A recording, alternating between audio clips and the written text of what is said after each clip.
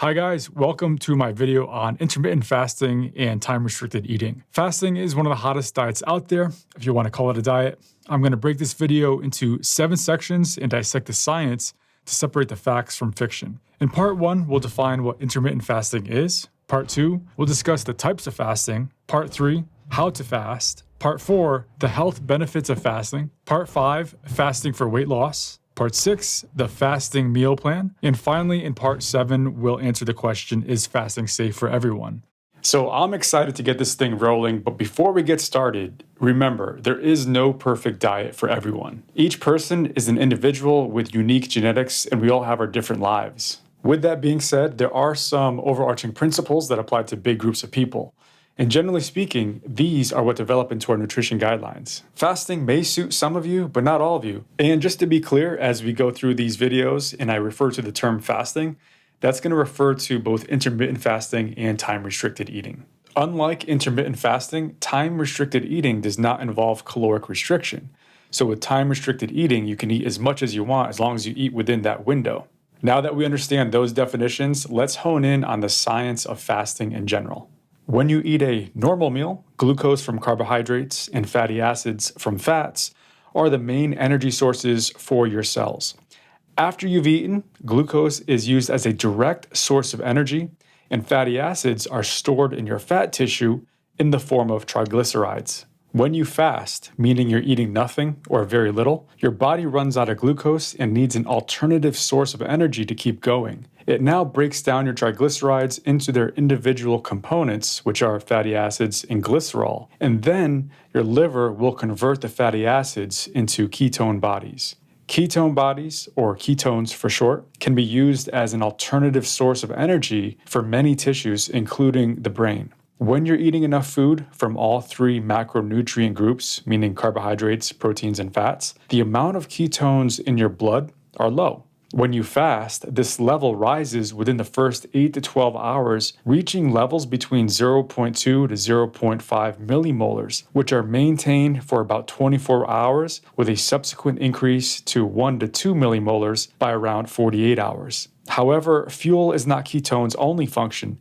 They also have major effects on your cells and organs. For example, intermittently having higher levels of ketones does 4 things. For one, it improves mitochondrial function. Mitochondria are often referred to as the powerhouses of our cells. Energy in our body is mainly from the process of mitochondria releasing energy from ATP molecules. When we suffer from metabolic disturbances and obesity, our mitochondrial function is reduced, but fasting may help to improve this function. 2, ketones help your cells become more resistant to stress. During these times of food restriction, the cells adopt a stress resistance mode. Essentially, you're making your cells tougher so they can withstand more. 3, ketones enhance autophagy. Autophagy, autophagy, tomato. Auto in Latin means self, and phagy means eating, so this means self-eating. This refers to when cells purposely eat other cells in your body, which sounds like a horrible thing, but it's not. Autophagy gives your cells the ability to clean up cellular garbage, if you will. That cellular garbage that normally accumulates in our cells, or when you're hurt, or when you're sick. Basically, it's your cell's version of taking out the trash. When autophagy doesn't work properly, your immune system attacks this cellular garbage, and this causes a low-grade chronic inflammation, which is the basis of most chronic diseases. The 4 things that ketones do is they help recovery. When you eat or break your fast, the body is forced to switch from fasting and using ketones to glucose. Now, this is known as metabolic switching. Depending on what you eat, there will be an increase in glucose and your ketone levels will decrease. In the recovery period, there's an increase in the formation of proteins, and in this phase, we see cell growth, including mitochondrial growth, as well as cell plasticity, which is the ability of your cells to adapt to changes in their environment. The metabolic switching between fuel sources links fasting to a number of long-term health benefits. The key, though, is not to stay in ketosis indefinitely, like what you would do with the keto diet, but to regularly swap between ketones and glucose. Additional health benefits come into play because fasting goes hand in hand with our circadian rhythm. Your circadian rhythm is your body's natural clock that links biological processes to day and night. You could think of almost every cell in your body as having a tiny biological clock that syncs up with the master clock located in your hypothalamus, in the center of your brain. Your master clock sends signals to the body clocks throughout the day to regulate your daily activities. The master clock is very sensitive to light, and having appropriate exposure to light during waking hours helps to keep you alert. As night falls, the brain clock initiates the production of melatonin, helping to lull you to sleep. Although your sleep-wake cycle is the most prominent circadian rhythm, these body clocks play a role in virtually every system in your body. Research is ongoing, but evidence has connected them to metabolism and weight gain or weight loss through the regulation of blood sugar and cholesterol. It's also part of the reason why for most people, as they become more and more tired, their food cravings become more and more intense. Circadian rhythm also plays a role in influencing mental health, immunity, and DNA repair, and thus cancer risk.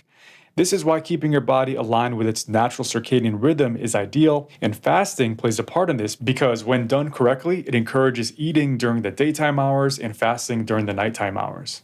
There was a great study that was done in 2020 that provides us with more evidence for syncing our circadian patterns with our eating habits. They found that when eating during daylight hours, subjects had 1. Lower post-meal blood sugar and insulin levels, 2. Lower fat production, and 3. Better blood pressure control. Interestingly, this was independent of the macronutrient content of the diet. In short, it didn't matter what these meals were made of.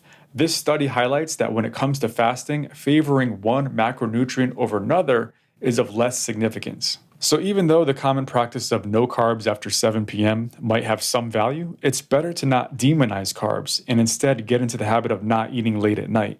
Many people eat almost half of their calories at night, and we know that nighttime eating has long been associated with higher risk for obesity, diabetes, and even cardiovascular disease. This may be why breakfast skippers who compensate by eating late at night are metabolically worse off, even though they may not be eating more calories or gaining weight. The type of fasting that you use and how well it syncs to your circadian rhythm may contribute towards your success. The bottom line is that people should fast or drastically reduce their calories enough so that your body switches to ketones for energy for a predetermined amount of time. But you shouldn't stay in ketosis indefinitely. The key to the health benefits associated with fasting is that metabolic switching between ketones and glucose as an energy source, giving you the best of both worlds. In addition to that, ideally you want to eat during a certain window during the day. First up is time-restricted eating. So this involves two of the most popular versions. There's the 16-8 version where it's 16 hours of fasting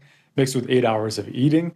And then there's also the 12 and 12, so 12 hours of fasting, 12 hours of eating. This one is also known as the circadian rhythm version of that. Basically, you're going to follow a meal plan within a designated time frame. And then when you're not in that time frame, when you're in the fasting window, you're going to make sure that you don't eat or drink anything except for water, except for coffee if it doesn't have any milk or cream or sugar in it, and same goes for tea. Syncing your eating during the daylight hours is ideal in order to get the best results. A study conducted by the University of Alabama found that when a small group of pre-diabetic men ate all their meals between 7 a.m. and 3 p.m., they had significantly better insulin sensitivity and reduced blood pressure in comparison to their peers who ate their meals over a 12-hour period, like from 7 a.m. to 7 p.m. Neither group gained or lost weight, but the early time-restricted feeding group showed improved metabolic health, and to sweeten the deal, this group also felt more full. This shows us that meal timing does play a role in metabolic health independent of weight loss. So if you're choosing between the 16-8 or the 12-12, or even something in between like 14-10, the key is to time it so that that window avoids eating late at night. The second type of fasting is called periodic fasting, which is a little different. On non-fasting days, there are technically no restrictions and you're encouraged to eat until you feel full. On your fasting days, you either eat nothing or restrict your caloric intake anywhere from 0 to 40% of your usual intake. This fasting will take place on 1 to 2 non-consecutive days per week. So, for example, on a Monday and a Wednesday. This method technically requires calorie counting if you do end up eating small amounts on fasting days, or you could roughly estimate it by only eating one small meal. And last up, we have alternate day fasting. Here, you alternate between days of eating normally with days of eating just one small meal. An example could be where you fast on Monday, Wednesday, and Friday, but then eat without restriction on the other days. This modified alternate day fasting, or MADF, encourages fasting days for 3 to 5 times per week. So as you can see, there's a number of ways that you can fast so that it suits your needs. Okay, although the various forms of fasting sound pretty simple, I mean, how hard is it to just stop eating, right? But the truth is, there's a trick to fasting properly, and it's not by going cold turkey. Remember, if you are serious about fasting and you want to make it part of your new lifestyle, it should be viewed not simply as a fad diet. Researchers have suggested that you taper down your eating hours over a period of 4 months. Let's first take a look at the more simple of the two methods, time-restricted eating. Remember that with time-restricted eating, you're going to slowly decrease your window of eating and increase your window of fasting. The aim is to eat to hunger during your eating window and eat nothing and only drink non-caloric drinks like water and black, unsweetened tea and coffee during your fasting period. It's best to taper things down 1 month at a time. You don't want to rush things here. Instead, give your body time to adjust. Think of it as a marathon, not a sprint. Let's go through some practical steps to help you set out your individual plan. The first thing you need to decide is what time you want to break your fast. Remember that eating earlier and ending earlier seems to be better, but this also needs to fit into your schedule. So adapt it in a way that's best suited for you. For example, one way to do it is in your first month, you can fast for 10 hours per day from Monday through Friday, where you start eating at 9 a.m. and then you end your eating window by 7 p.m. Then on Saturday and Sunday, you eat normally. Then in month 2, you would decrease the eating window to 8 hours, so keep your same Monday through Friday schedule, but this time you start your fast at 10 a.m. and then you end it at 6 p.m. If you're up for an additional challenge, you can change up your fast day schedule to include the weekend. This works well if you find it hard to control what you eat on the weekends, but this is not for everyone. In this scenario, you would have an 8-hour eating window on Monday, Wednesday, Friday, Saturday, and Sunday, and then you eat normally on Tuesday and Thursday. Then in month number 3, you can either do Monday to Friday schedule or the alternative schedule I just explained, but now you want to decrease your eating window to only 6 hours. So for example, eating from 11 a.m. to 5 p.m. In your 4th month and onward, you'll carry on eating from 11 a.m. to 5 p.m., but you're going to try to do this every day. This would be your ultimate goal. If these times don't make sense for your individual needs, feel free to change them up. For example, as your end goal, you may want to start eating at 9 a.m. and end at 3 p.m. The timing is up to you and what makes sense for your life. If you'd rather do intermittent fasting, you would still taper down 1 month at a time, but instead of tapering down the hours, you would taper down the calories. With this method, you're going to either need a calorie-controlled plan done by someone like a registered dietitian, or you'll need a calorie counting app. If calorie counting is not for you, you're probably just better off doing time-restricted eating. Now I'm going to show you the 5-to-2 ratio diet. The goal here is that 5 days of the week you eat normally, and 2 days of the week you drastically cut down calories. For this way of eating, you don't have any time restrictions on any of those days, so you can eat your meals whenever you want. But my advice would be to eat during daylight hours for the best health benefits. The typical way of getting here is that in your first month, you're going to eat normally for 6 days a week, and then on a predetermined day, for example, Monday, you'll eat no more than 1,000 calories. In month 2, you're going to increase this to a 1,000 calorie day twice a week.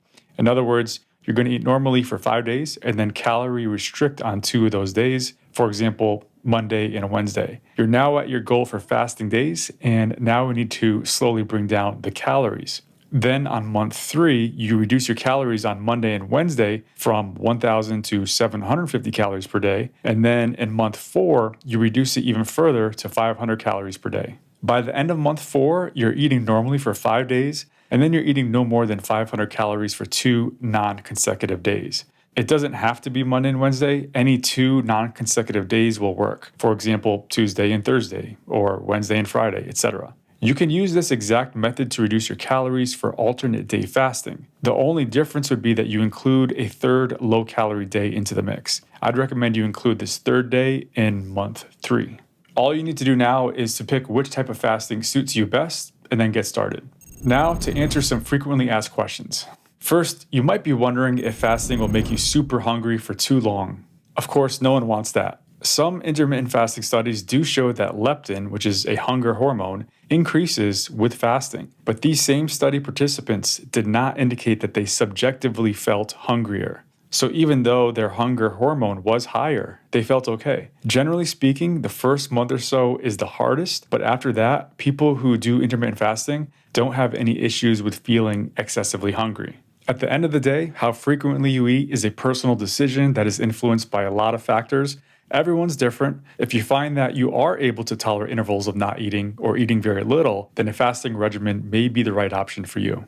Next up, because we all want results like yesterday, how long will it take for fasting to work? Remember that when you fast, your ketone levels rise within the first 8 to 12 hours, reaching levels between 0.2 to 0.5 millimolars. Nutritional ketosis is experienced at levels over 0.5 millimolar. So once you've fasted or eaten very little for at least 12 hours, you're going to start reaping the benefits of metabolic switching. Once you adopt the fasting diet, give it a chance to work. It can take some time before you get used to the side effects of fasting and having symptoms like hunger, irritability, and loss of concentration. What the research tells us is that these types of symptoms only last for 2 to 4 weeks, and that if you know what to expect, then sticking to the plan is much easier. It's vital to understand that your organ systems respond to fasting by overcoming the challenge and then restoring balance, and that repeated exposure will lead to a lasting adaptive response. So even if you try and fail, trying is better than not ever starting. And finally, is this something that you can stick to? Most likely, yes. In a 2019 study that compared 3 popular diets, intermittent fasting, Mediterranean diet, and the paleo diet, they found that the dropout rates for intermittent fasting and the Mediterranean diet were much lower compared with the paleo. The authors concluded that the more restrictive the diet, the more likely it was that people would drop out. For many people included in this study, intermittent fasting was easy to incorporate into their everyday lives, and lots of them managed to follow it for a longer period of time. So let's take a look at what the research is showing when it comes to the 3 biggest health benefits of fasting. Health benefit number 1, weight loss while maintaining muscle mass, if you eat enough protein. This 12-week-long trial found that normal and overweight participants who underwent alternate day fasting lost mainly fat and preserved their muscle mass. That's exactly what we want, right? Another study conducted on healthy young men found that those who fasted for 16 hours per day on that 16 to 8 regimen lost fat, but at the same time managed to maintain their muscle mass. This highlights the importance of exercise while fasting. On most diets, when you lose weight, it's estimated that 25% of the weight loss is muscle mass, which is not what you want, since more muscle mass means a higher metabolism and a greater chance that you'll get rid of the fat. More often than not, fasting leads to reduced energy intake and subsequently reduced protein intake. We need to be careful when this happens because fasting can be a fantastic way to lose weight and maintain muscle mass, but only if you include strength exercises and eat enough protein. This is one of the reasons why the elderly who are at risk of sarcopenia of aging, meaning age-related muscle loss, they have to be careful of fasting without proper medical supervision and support. Health benefit number 2 is that fasting can improve insulin sensitivity. A number of studies conducted on different populations over varying periods of time has shown that fasting has the potential to improve insulin sensitivity. The more sensitive the cells are to insulin, the less insulin the body needs to produce to help you digest and absorb your food, especially when it comes to carbohydrates. Having lower insulin levels is a sign of good metabolic health and reduces the risk for diabetes. And lower levels of insulin may also help with weight loss as they are related. Those who routinely incorporate fasting in their lives seem to also have fewer cases of diabetes. For example, in Okinawa, Japan, we see that fasting, in addition to choosing low energy but nutrient-dense foods, can result in a population with low rates of obesity and diabetes, as well as extreme longevity. Examples of these foods include Okinawan sweet potatoes, legumes, and other vegetables. To back these observational studies up even further, members of the Calorie Restriction Society who follow the CRON diet, the calorie restriction with optimal nutrition, they have low rates of diabetes and lower levels of hormones that are associated with diabetes. They had low levels of growth hormone and insulin like growth factor 1, as well as lower markers of inflammation and oxidative stress. When you add it all up, it looks more and more that there's a credible case to be made that fasting plays a large part in preventing diabetes. Health benefit number 3, possible improvements in brain health. Some studies in humans show that fasting enhances mental cognition, especially when it comes to memory. For example, a clinical trial studied a group of older adults who were about 60 years old and found that a short-term regimen of caloric restriction, specifically a 30% restriction, improved their verbal memory. These results are possibly due to higher synaptic plasticity in the brain because of improved insulin sensitivity and reduced inflammatory activity. Basically, the synapses between neurons in the brain are strengthened, leading to positive outcomes and better brain health. Weight loss in and of itself can also lead to better brain health. Fasting may also have an effect on the prevention and progression of a variety of neurological diseases. This is where the research really starts to get interesting. Neurodegenerative disorders are diseases of the brain that lead to cognitive decline that gets worse as time moves on. We're talking about diseases here like Alzheimer's, other types of dementia, and Parkinson's disease. One hypothesis is that some of these disorders are caused by an excessive intake of energy, particularly in midlife. So in these cases, fasting as a preventative method starts to make sense because part of the regimen is to reduce the amount of energy that you consume. While these studies are still in their infancy, there are some promising results. Some of the preliminary benefits include seizure control in epilepsy, prevention of and improved cognitive function in Alzheimer's disease, as well as some improvements in mood and anxiety. While all this sounds great, these studies are not definitive, so still lots to learn here. Another possible health benefit of fasting is its potential to prevent or slow down the progression of certain types of cancers.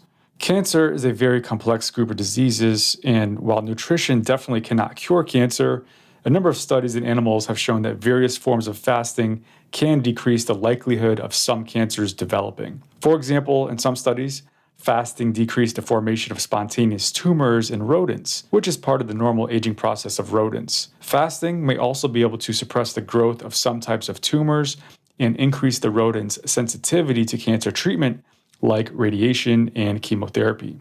It's thought that fasting interferes with the way that the cancer cell grows and makes it weaker, which is good because then the cancer drugs can destroy it more easily. There have been a few case studies that have shown promise with fasting in humans with specific types of cancers, like glioblastoma, which is a quite aggressive cancer that usually occurs in the brain or spinal cord. Some case studies suggested that fasting can suppress tumor growth and help people live a little longer. So, fasting research is ongoing in a variety of disease states and is looking promising. A number of clinical trials are underway to assess how fasting affects multiple diseases like asthma, multiple sclerosis, arthritis, and other forms of cancer, including breast, ovarian, prostate, endometrial, and colorectal. Okay, on to part 5, fasting for weight loss. Did you know that it's been predicted that by the year 2030, more than half of the US population will be classified as obese, and this doesn't even account for the number of people who are classified as overweight. If you think fasting could be a good fit for you, that's great because it has tremendous potential to help you lose fat. A review article that was conducted in 2020 looked at 27 trials where participants took part in some form of fasting. They found that fasting resulted in weight loss between 0.8 to 13% from baseline body weight, and waist circumference also decreased. This systemic review of 40 studies found that participants who did intermittent fasting typically lost 7 to 11 pounds over a period of 10 weeks. However, a brand new meta-analysis done in 2021 showed that not all fasting methods are equal when it comes to weight loss. It highlights the 5-2 intermittent fasting diet and the modified alternate day fasting, the MADF, as being the ones that are most closely associated with successful weight loss. Remember that both the 5-2 and the MADF encourage that you eat between 0 to 40% of your usual intake on the fasting days. With 5-2, you'll fast on 2 non-consecutive days, and with the MADF, you'll fast every other day for at least 3 to 5 days out of the week. It wasn't surprising that in general, it was found that combining exercise with fasting drastically improved the weight loss, with one study showing that weight loss doubled when exercise was added. Spoiler alert, at the moment, the research is showing us that weight loss when fasting versus normal calorie restriction is roughly the same. As with any other diet, research-backed or not, if you are in a calorie deficit, you'll probably lose weight. In most cases, the dropout rate between calorie restriction and fasting also seems to be the same. But when you're on a low-calorie diet for a long period of time, physiological changes can occur that cause your body to adapt to the calorie restriction. Essentially, your body gets used to being on a low-calorie diet, and the pounds come off at a slower rate.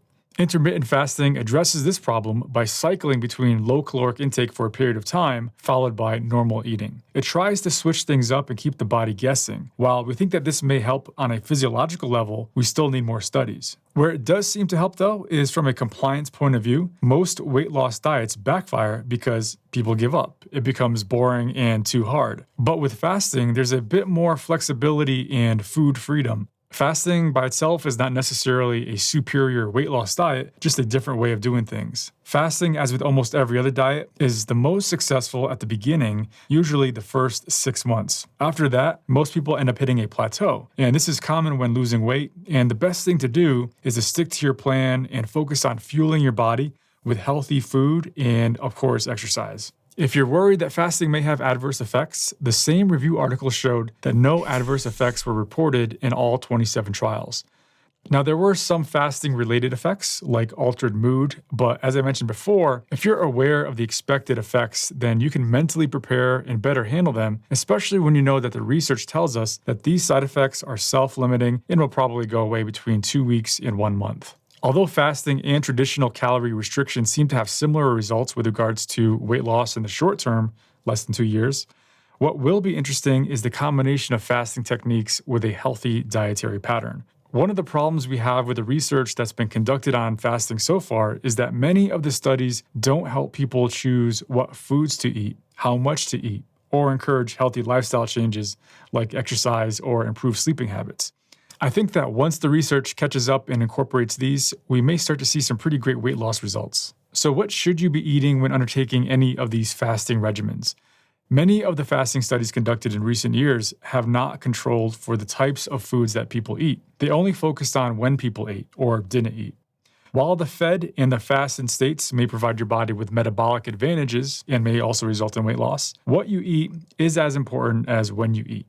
Pairing fasting with a healthy diet like the Mediterranean diet may be the key to cracking the obesity code on a long-term basis. The American Dietary Guidelines for 2020 to 2025 have been developed by experts and policymakers across the country. Essentially, they are a set of dietary recommendations that are updated every 5 years. When we summarize the high-quality evidence available to us in these guidelines, as well as in consensus statements and high-quality studies, we can see that a healthy diet or healthy dietary patterns are made up of the following components. Eat plenty of whole fruits and vegetables of all types, especially aiming for more vegetables than fruit. Eat high-fiber starches and choose mainly whole grains. Eat protein-containing foods daily from a variety of sources, so vegetarian, vegan, animal products that are lean meats, that's what's great. Choose minimally processed fats and oils from plant sources. Some of us are visual learners, so using a tool like the Harvard Healthy Eating Plate can help you understand what these recommendations look like on a meal-per-meal basis. Using a plate model is an example of a food-based approach. This is a good way of looking at nutrition because that's what we eat, food. Now, this is in contrast to past dietary recommendations that focused on single nutrients. Many of you may have heard of counting your macros or macronutrients. The macronutrients include protein, fat, and carbohydrates. The nutrients that have commonly been demonized include fat, especially in the 90s, and more recently carbohydrates, carbs. But remember, we don't eat these nutrients in isolation, and the meals we eat are a combination of all three macronutrients. So it doesn't make sense to focus on one or the other. A significant portion of research shows that there is no ideal macronutrient distribution, and that we should rather focus on choosing high-quality, minimally processed or unprocessed foods, and minimizing low-quality foods or ultra-processed foods, UPFs.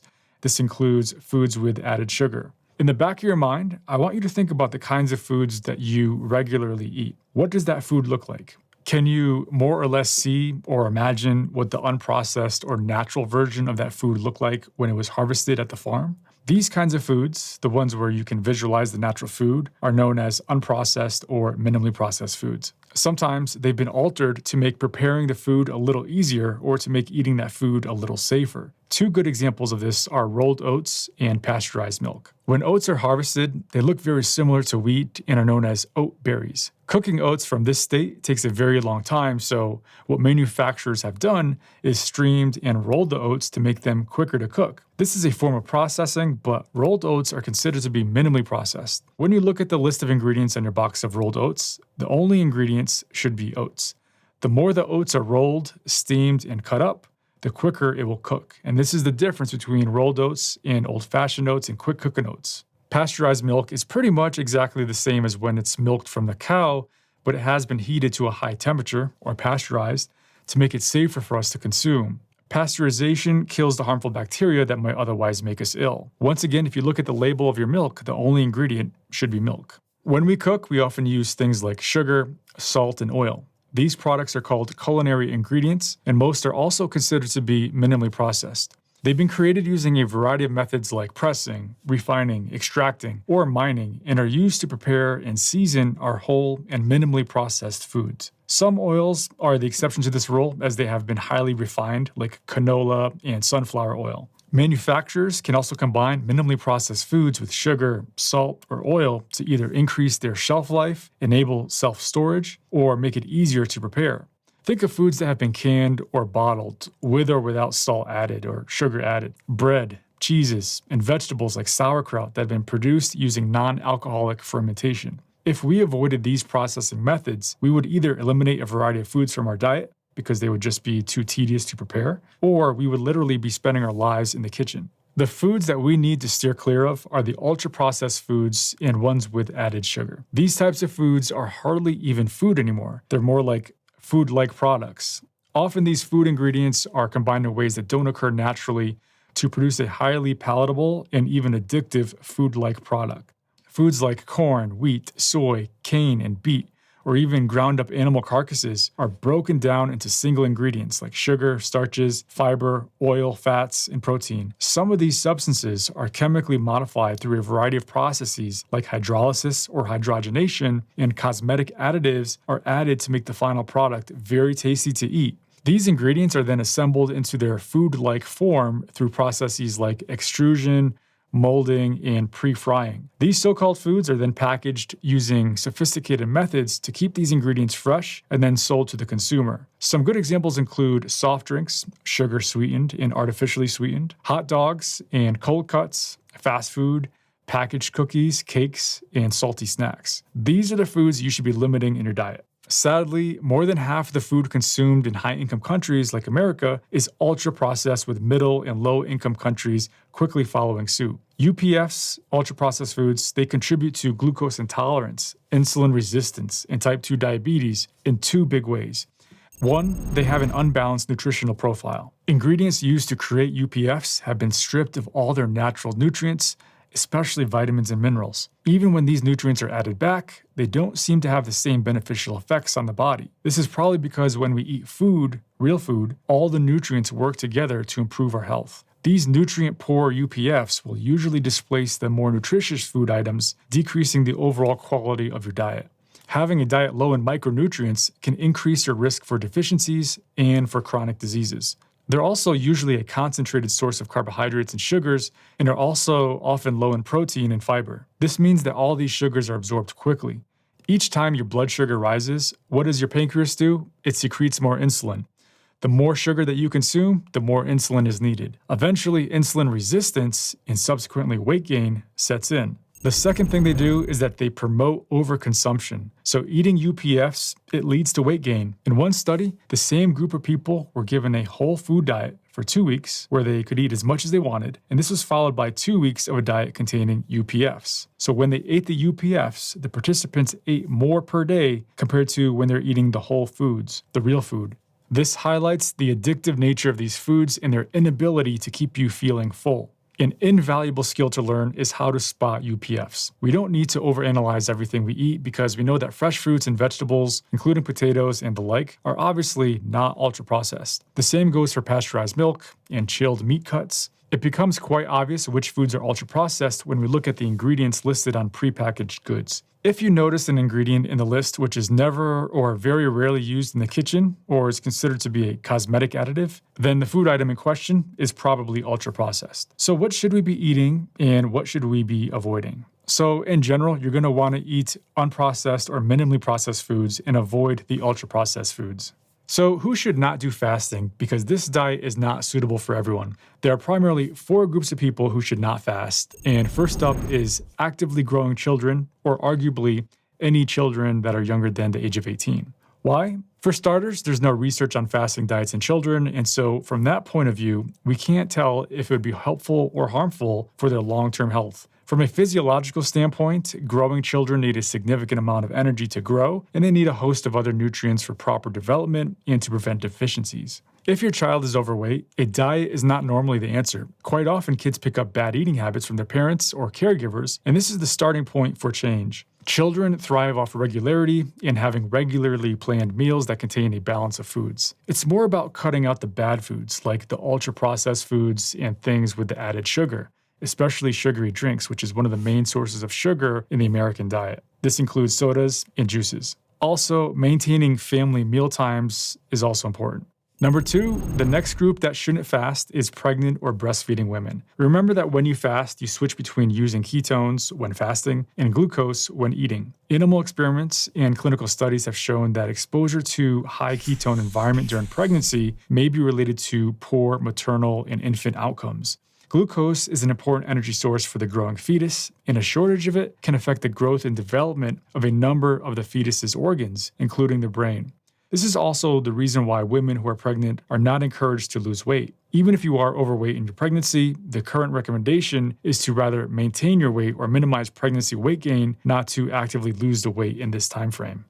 Number 3, fasting is also not recommended for anyone who has a pattern of disordered eating. You may or may not have been diagnosed with an eating disorder, but if you find that you become overly concerned or obsessed with what you eat, especially when you're on a diet, then fasting will probably trigger you and cause you to fixate on food even more.